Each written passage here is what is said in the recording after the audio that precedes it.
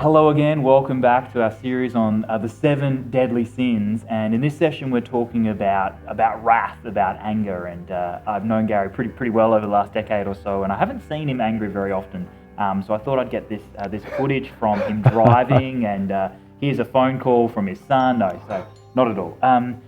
Gary, what has it been that's actually helped you be someone who, sure, you get angry, but you don't sin in your anger? Somebody who knows what it means to be patient. Yeah, I guess as we will have mentioned through the series, there are some things which, because of your personality, tend to be less of an issue. And I guess for me, anger has been one of those. I never thought I could get angry until I had kids.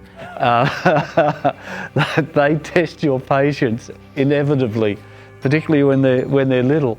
But what is interesting is if the particular sin is not an issue, often it's the counter, it's the way in which you approach the holy habit that replaces it, which can be more of a struggle.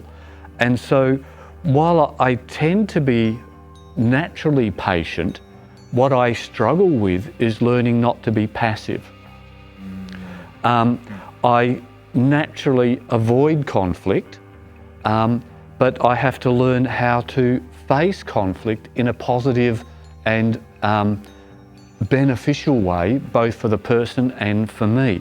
And again, going back to New Guinea, learning ground, God put us in a culture which always deals with conflict aggressively. Right. No, in your face. Anger was as natural to them as breathing. And so you couldn't avoid it.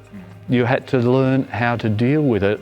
And so while I haven't had to deal with anger so much, I've had to learn how to deal with being passive and being able to, yes, deal effectively with what is unjust, what is wrong, what needs to be said, but in a positive way, not pretending it's not there, but then not letting my emotions override and deal with it in an unhealthy way, either getting uncontrollably angry or withdrawing and becoming passive.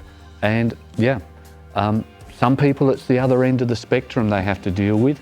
I was on the don't be passive end of the challenge of dealing appropriately with strong emotions and confronting situations.